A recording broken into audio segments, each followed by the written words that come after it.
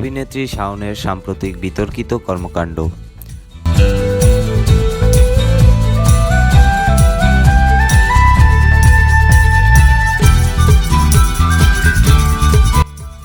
অভিনেত্রী ও নির্মাতা মেহের আফরোজ শাওনকে রাষ্ট্রবিরোধী ষড়যন্ত্রের অভিযোগে রাজধানীর ধানমন্ডি এলাকা থেকে গ্রেপ্তার করা হয়েছে।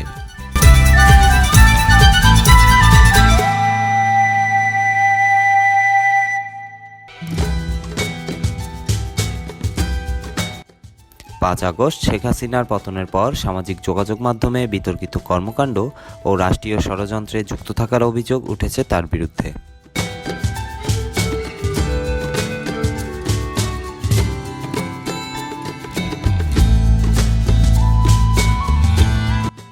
সামাজিক যোগাযোগ মাধ্যমে শাওন তার ফেসবুক পেজ থেকে বিভিন্ন সময় রাষ্ট্রীয় ষড়যন্ত্র করার জন্য পোস্ট দিয়ে থাকেন বলে অভিযোগ রয়েছে।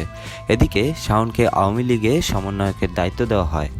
তাকে রাষ্ট্রীয় ষড়যন্ত্রে যুক্ত করার জন্য এমন দায়িত্ব দেওয়া হয়েছে বলে নেটিজেনদের ধারণা।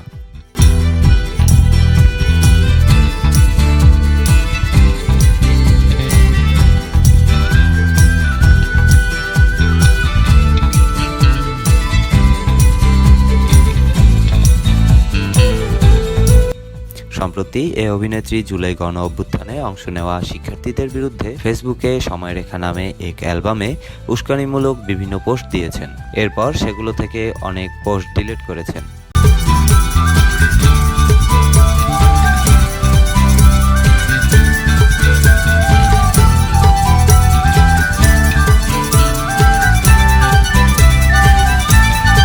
এক পোস্টে শাওন উল্লেখ করেছেন, বাচ্চারা এত ভয় পেয়েছে। এ পোস্ট দেওয়ার কিছুক্ষণ পরে তা ডিলিট করে দেন। এদিকে অমর একুশে বইমেলা নিয়েও বিতর্কিত পোস্ট করেছেন।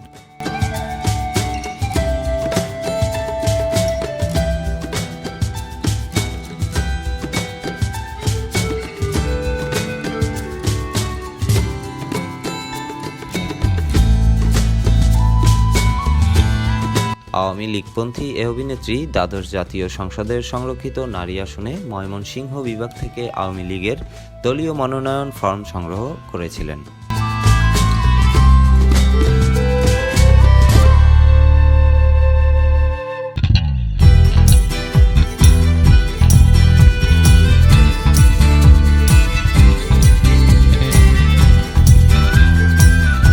তার মা তহুরা আলী আওয়ামী লীগের সংরক্ষিত নারী আসনে 1996 থেকে 2001 এবং 2009 থেকে 2024 মেয়াদে সংরক্ষিত নারী আসনের সংসদ সদস্য ছিলেন।